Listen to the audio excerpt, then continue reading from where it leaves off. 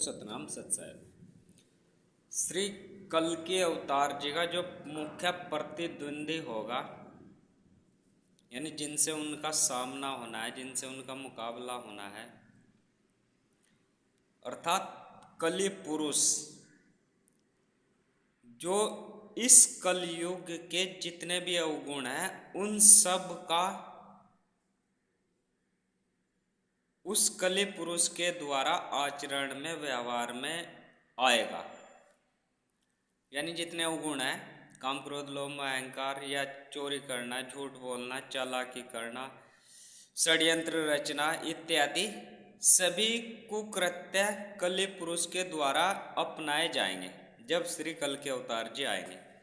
तो क्या कलि पुरुष और श्री कल्कि अवतार जी एक ही गांव में होंगे, एक ही जगह होंगे, एक ही वंश में होंगे? इस पर गहराई से विचार करते हैं कि क्या महापुरुषों यानी अवतारों का जो प्रतिद्वंदी हुए हैं पिछले कालों में, वे कहाँ पर थे। जैसे शिव जी थे सतयुग में, तो शिव जी का जो प्रतिद्वंदी था वह भस्मासुर था, यानी वहाँ कुछ परसेंट जो अधर्म था। फिर उनके बाद सतयुग में ही प्रहलाद जी आए हैं, भक्त प्रहलाद। तो जो उनका जो प्रतिद्वंदी था उनके ही पिता थे हिरण्यकश्यप जी, और उनकी जो हिरण्यकश्यप की बहन थी होलिका, यानी प्रहलाद की बुआ जी, वो उनका मुख्य प्रतिद्वंदी थे। यानी वो कलि पुरुष का यानी उन रोल निभा रहे थे वहाँ पर सतयुग में। फिर त्रेता में राम आते हैं, उनका प्रतिद्वंदी रावण है, वह और भी अन्य है। फिर द्वापर में श्री कृष्ण जी आते हैं, उनका प्रतिद्वंदी उनके मामा थे, यानी बिल्कुल नज़दीक ही आता जा रहा है। तो उन कंस उनके मामा थे, वह उसी क्षेत्र में जहाँ पर श्री कृष्ण जी थे, उसी क्षेत्र में जो महाभारत युद्ध हुआ, दुर्योधन भी उनके मुख्य प्रतिद्वंदियों में से थे।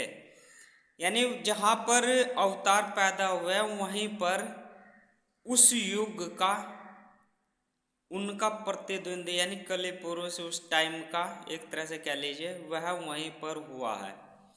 यानी अवगुण जिसके अंदर धारण किया है ऐसा पुरुष भी वहीं पर हुआ है, और सद्गुण जहाँ पर विकसित अवतरित हुए वह पुरुष भी वहाँ पर हुआ है, वह अवतार भी वहीं पर हुए हैं, यानी एक ही जगह पर हुए हैं।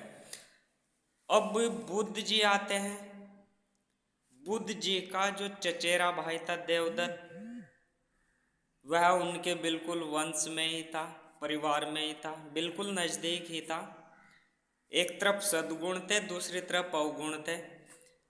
तो अब संत श्रोमणी रविदास जी महाराज जी आते हैं। श्री संत श्रोमणी रविदास जी महाराज जी वाराणसी में थे, तो उनके प्रतिद्वंदी वाराणसी के ही उस समय के कर्मकांडी पंडित लोग थे, यानी उनके आसपास ही थे। अब कलयुग में श्री कल्कि अवतार जी आ रहे हैं, जिनका जन्म स्थान संभल ग्राम है, यानी सम माने समान और भेल या भल मात्रा का फर्क है। हो सकता है पूर्व काल के पंडितों के द्वारा यह हटा दिया गया हो जो पुराण में है। तो भेल एक ऐसा गांव है जहाँ पर समान जाति के लोग रहते हों, सम भेल गांव, यानी जहाँ पर समान जाति के भेल जाति के लोग रहते हों, उस गांव में श्री कल्कि अवतार जी आएंगे, और उसी गांव में श्री कलि पुरुष भी आएंगे, उनके ही वंश में आएंगे।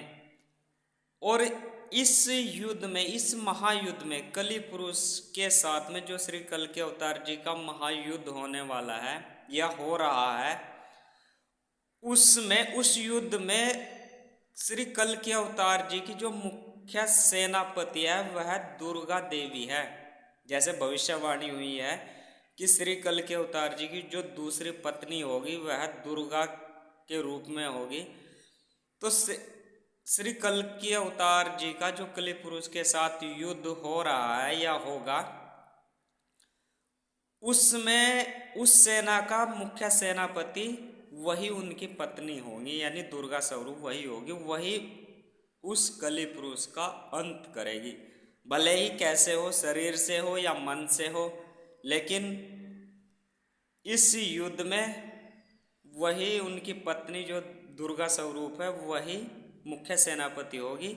और श्री कल के अवतार जी के जहाँ पर भी होंगे, जिस गांव में भी होंगे, वहीं पर श्री कली पुरुष भी वहीं पर होगा।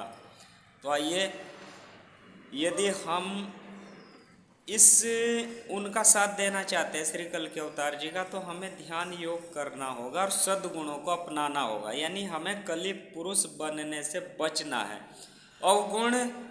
अवगुणों से बचना है। यानी अवगुण होते हैं काम, क्रोध, लोभ, मोह, अहंकार से हमें बचना है।